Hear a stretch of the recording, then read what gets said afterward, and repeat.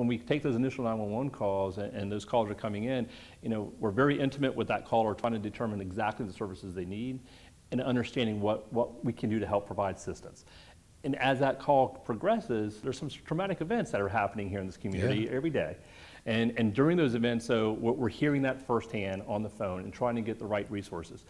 And then at some point, first responders are showing up on scene, and what happens to the phone call? The 911 call gets disconnected. They no longer need our services.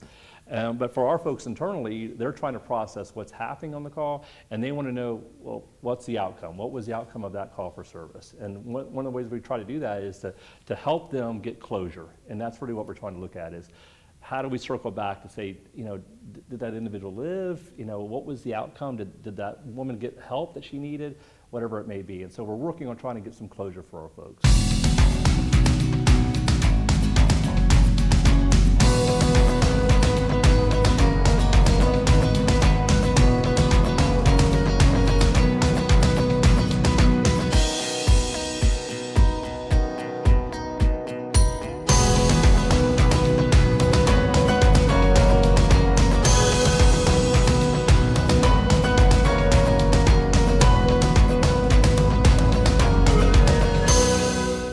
And welcome to Leon County Today with Sheriff Walt McNeil. And Sheriff, today we've got our friends from the Consolidated Dispatch Agency with us. I tell you what, that's perhaps one of the most professional organizations we have in Leon County. Really proud of what we've done. I've saw us come from a lot of complaints about 6 years ago to where now we are world-renowned, and the great leadership of David Odom, we are moving and making great strides in Leon County. Absolutely. Director Odom is in the building today, and for, that's a big name, Consolidated Dispatch Agency, but we're really talking about those folks on the other end of the line when you call 911. Yeah, the forgotten heroes, as I like to say.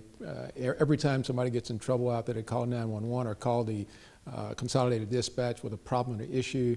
It's those folks behind that phone call that actually coordinates the law enforcement, EMS, or fire response to the scene. Everything starts there, and quite honestly, we get great outcomes because it starts there and the information is passed on so eloquently and in such a professional way that our deputies and officers are able to do great things in our community. Can't say enough about Consolidated Dispatch Agency. Really can't. Those 911 operators, we're approaching Telecommunications Appreciation Week. It's one of those things we go over each year and serve lunch to the members to say thank you. And a big thank you is deserved because they are dealing with people in really stressful situations, and then they have to decompress. Yeah, I was really proud of David Odom when he reached out, seeing the angst and the trauma that the dispatchers go through when they are dealing with those phone calls that come in. They've got to stay on that line in many cases and talk those persons through the traumatic incident that they're going through. And David realized that it wasn't just police officers and firefighters and EMS out in the field that needed some assistance in terms of creating a healthy environment so that they get that opportunity to decompress. And so Director Odom went about trying to make sure that all of his staff went through that process, and I think it just speaks volumes for, one, his respect for the staff there, and the fact that our staff does a tremendous job in the Consolidated Dispatch Agency. Yeah, and they're getting some national recognition for their health and wellness Rightfully program. so. And Rightfully so. it really is a big focus of law enforcement and first responders in general, because there's a lot that goes into that you have to try to separate when it comes to going home at night. For a long time, we just took all those things for granted. And then the first thing was law enforcement started to look at it, and then EMS and fire, or perhaps fire did it first, but then we just forgot about the dispatchers. And David went in and said, hey, we got to do something about this and make sure that we're all getting those healthy opportunities to decompress with professionals out there in that industry. All right, we're going to talk about that today. We're going to talk about their text to 911 system that is in place, been in place for a little while now, and recruitment as well for anybody out there who's job hunting. Absolutely, we're looking every day. All right, well, be sure to stick around, everybody. We're talking about the front line of an emergency. The director of the CDA is here with us. Stay tuned.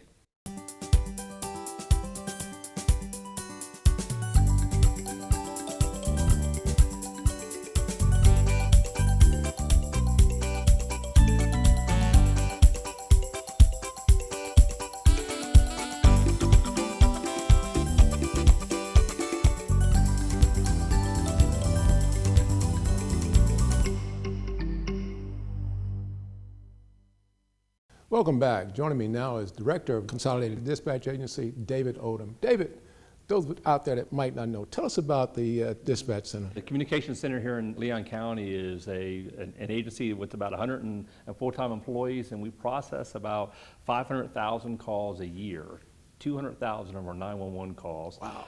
Yeah, it's a staggering number when you think of the size of this community here, but those individuals process those calls as soon as they come in, and what we're trying to do is to get the right information from the caller so we can get it out to our first responders in the field to make sure they have the appropriate information they need to respond appropriately. You know, the dispatch job is extremely stressful, and Yes, I sir. know you and I know that firsthand. But talk to us about what some of the daily challenges your dispatchers and you are faced with.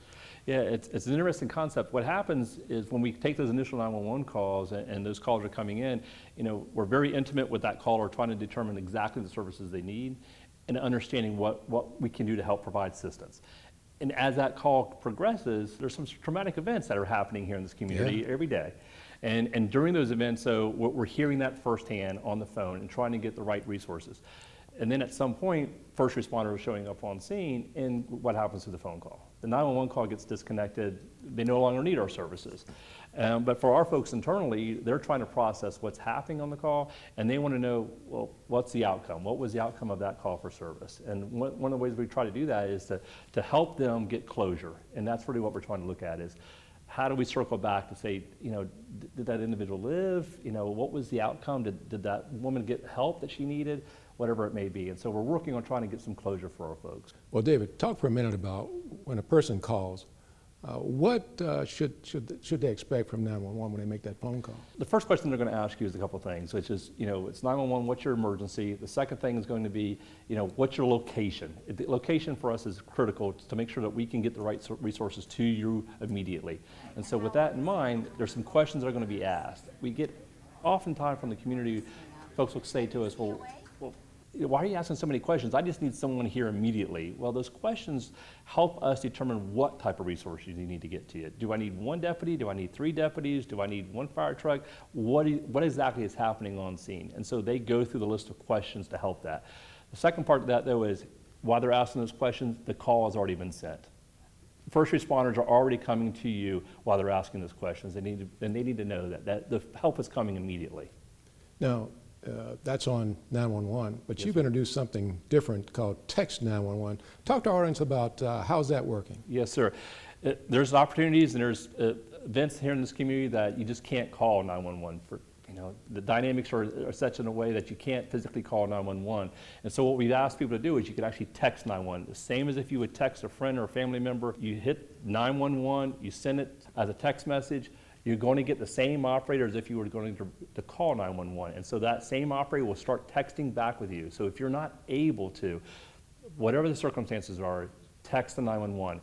We encourage you to call, but if you can't call, text. How many texts are you getting? We're averaging about 500 texts a year from folks in this community that need that assistance to get to us. Even for the folks that are hearing impaired, you could text the 911 and you're going to get that same 911 operator. Now, one of the things that I'm really was really important to me, and I hope important to you Yes, as sir. well. How are we doing recruiting? We're making strides. Like any organization here, we're struggling with this recruiting within this community and across the country, quite frankly here. We are hiring. And we are hiring desperately here to get some good, qualified, enthusiastic individuals to come and help us in this 911 communication center. Real quickly, what are we looking for in a dispatcher when we're out there looking for them? What are we looking for? We're looking for someone who can multitask, Okay. who's got a servant's heart. That's the biggest thing. I'll teach you everything you need to know about how to do the job, but if you have a servant's heart and you're dedicated to helping this community and being part of this community, though, I need you at the communication center. How can the viewers learn more about the dispatch center? They can go online and go to 911 Leon, or they can call my recruiter at 850-606-5857. Thank you, David. Thank you, sir. Next, the CDA's Health and Wellness Program is getting national attention. Find out why. Up next.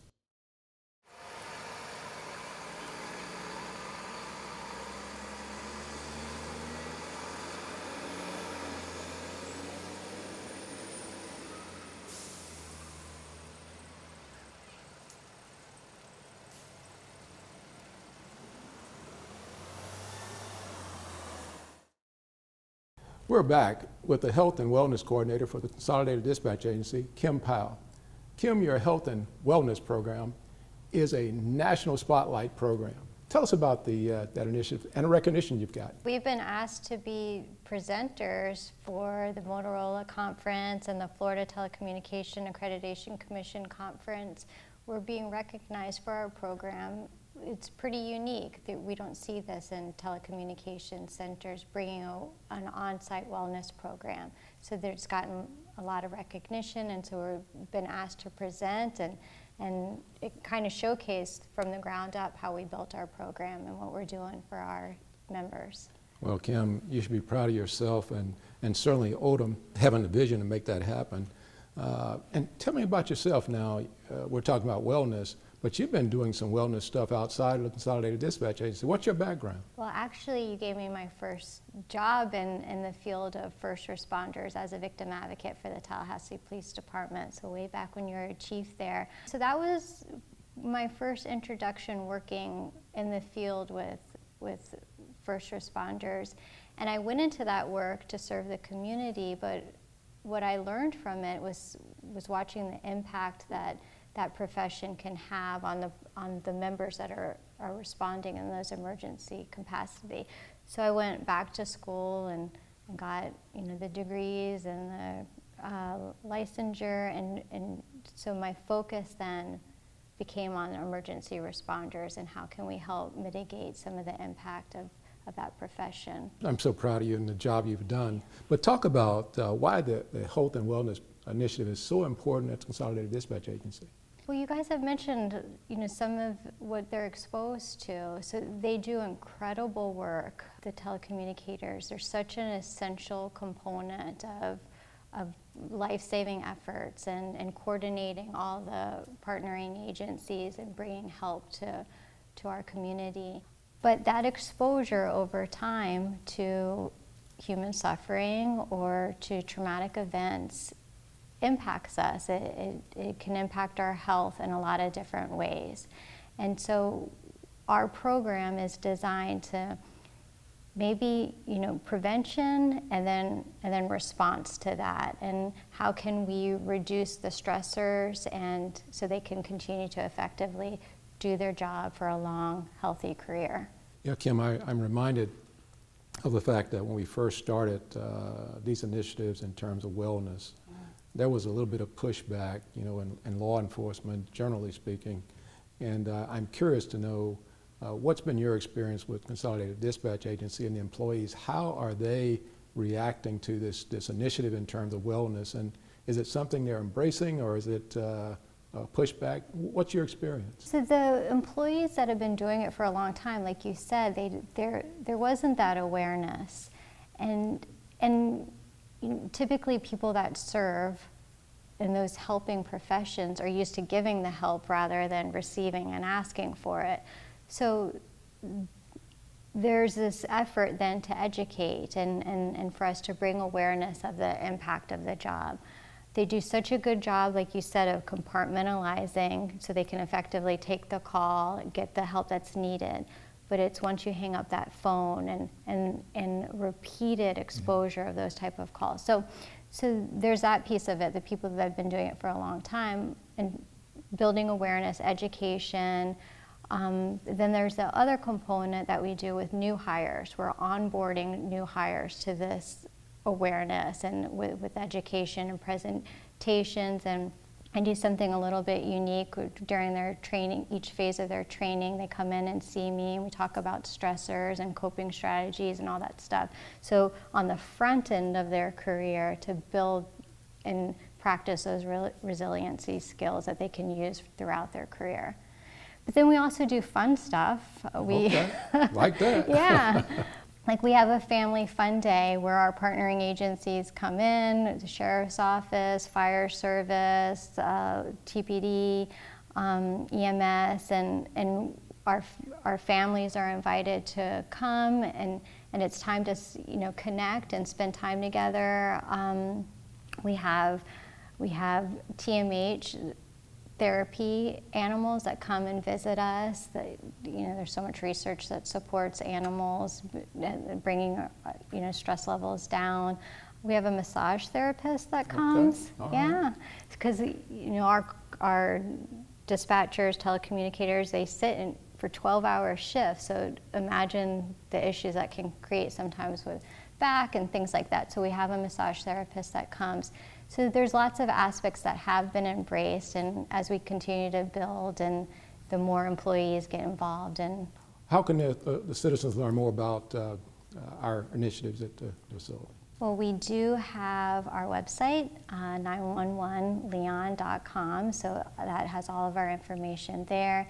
And then also you can call anytime, 850-606-5800 to learn more about CDA, Consolidated Dispatch Agency. Thank you, Kim. Coming up in our Deputy on Duty segment, it's Women's History Month, and we'll introduce you to ladies working in our crime scenes unit. Stay tuned. On this week's Deputy on Duty, we are exploring two units that play a major role in the Leon County Sheriff's Office's criminal investigations: crime scene and property and evidence. I'm just gonna be honest. I think that we kind of get overlooked a lot sometimes, not in a bad way, but people, you know, they see the guns and the badges and like that's who they think of who like solves crimes. They forget that there's a lot of, you know, background stuff that goes on as far as like processing fingerprints and collecting certain evidence and getting DNA. Like all of that is us. So we a lot of times find things that can't be found unless we do our jobs. And I think that ties in for, you know, my specific unit as well, because people forget that just because they take the evidence, somebody has to maintain it. It has to be kept in that condition, and then it has to go to court, or it has to go to FDLE, or it has to go somewhere else. So they don't think about it. Besides their crucial role in the justice system, these units are unique in a sense. They're staffed primarily with women. When I interned, the crime scene unit was all males. There was one female in there. They're part of the growing number of women in law enforcement and forensic science, STEM careers that are historically known for being male-dominated even at LCSO. When you look around, there really isn't a whole lot of females at this agency. I mean, it's slowly getting there, but it's taken us a while to get there. We don't get enough credit. I mean, in agency, not enough people know what we do. Out of agency, not enough people know what we do. The fact that, like we said earlier, that there's still people surprised to find females in crime scene or females in property and evidence. Like, that's the big point, is that just trying to get the information out there, because you can't expect young women to want to go into this line of field when they don't have a visual role model to show them that it can be done. Ryan Granger is a rookie in the unit, fresh out of college, but she also interned at LCSO before getting hired. I was interning here for 5 months before officially being in the position. Like, I've been surrounded by these women for the past 6 months, 5-6 months. So, I don't know, I instantly grew comfortable with them to where if there was anything, I felt comfortable to approach any of them and be like, is this normal? And having that support is important. Their roles come with a lot of pressure and sometimes traumatizing situations. When Officer Ferriello was killed, I worked the main scene. I dealt with the person that killed him, all that stuff. And after that, I mean, it hits home, and my family's in New York. My family's not down here.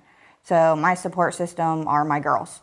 In my short time I've been in crime scene, I was pregnant and now have a young baby. So because my sergeant is so family oriented, he would not let me go to any young children scenes.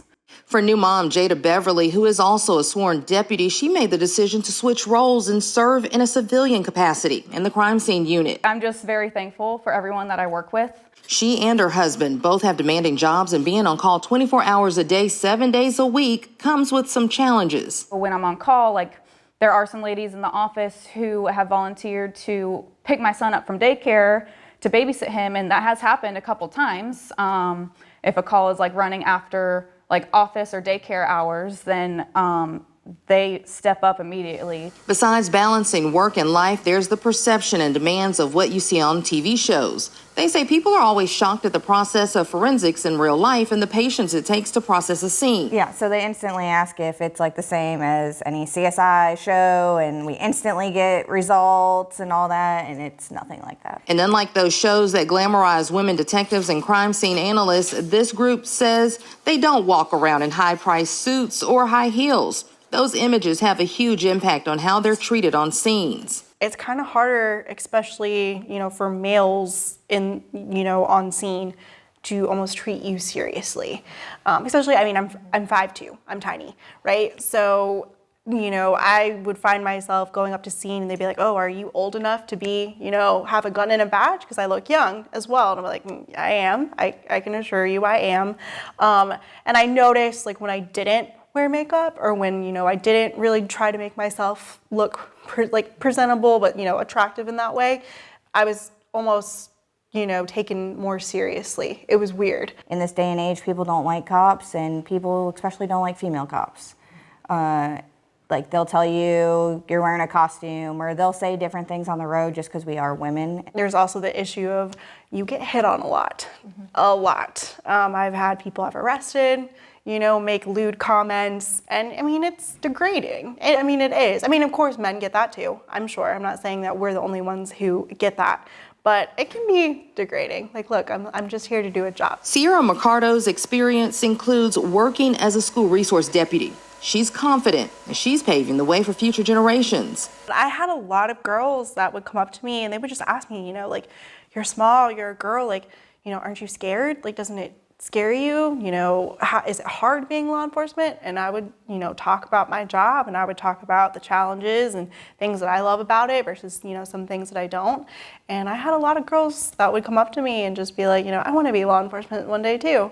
And I think that in itself is short-term history. Yeah, and even yesterday, Jada and I were out for lunch, and we had 2 different, like, young women come up to us while we were out because they saw that our shirt said crime scene on the back, and they just started asking us questions. So, yeah, like, going off of that, like, just because they see us, like, in the uniform, I think it, like, is enough for them to ask more questions and then be the future of us, too. This group also says that it is their mission to prove that gender is not a barrier to success. They hope this conversation serves as inspiration, proving that you can have it all, including the family life, support on the job, and a rewarding career in law enforcement to make a difference in their communities. There are really, really great days, and you have those moments where you, like, reach somebody, or, you know, you do something for somebody and it reminds you, you know, like, this is why I do this job. You can learn more about careers with the Leon County Sheriff's Office online at leoncountyso.com. For Leon County Today, I'm Angela Green. Welcome back to Leon County Today with Sheriff Walt McNeil. And Sheriff, it is Women's History Month, and we have a lot of women within the Sheriff's Office, a lot of firsts. You know, we've promoted a lot of women over the last few years, and they're doing a phenomenal job. They are doing a great job. In fact, they do I've always said this, quite honestly. If you had somebody to go out there to talk to people, understanding how to communicate with people effectively, it's nothing against the guys, but the women do it a whole lot better. I mean, some of the research shows that women have a better way of interacting with situations where it's hostile situations, and they can sometimes come in and be a soothing voice in those circumstances. And our crime scene unit is phenomenal in the work that they do. Consolidated Dispatch Agency, you know, so great to hear that they have really put wellness at the forefront of what they're doing. And, you know, listening to them, a lot of things we do with the animal therapy and really giving employees a moment to take a breath, you know? Yeah, again, Shauna, I have to give Odom a lot of credit. He went in, that's not a traditional thing that you do in a consolidated dispatch agency, but he took the chance and invested in his people. And I think we're reaping the outcomes of that. They're being more productive because they know that people care. And that's what it's all about, is that leadership saying to our people who put themselves in harm's way, dealing with all this trauma in our communities, that we really care, and we're respecting what they do and trying to make sure we get resources to them so that they can thrive in that environment. Absolutely, thrive indeed. Well, thank you so much, Sheriff, and thank you all for joining us for another episode. We'll see you next week.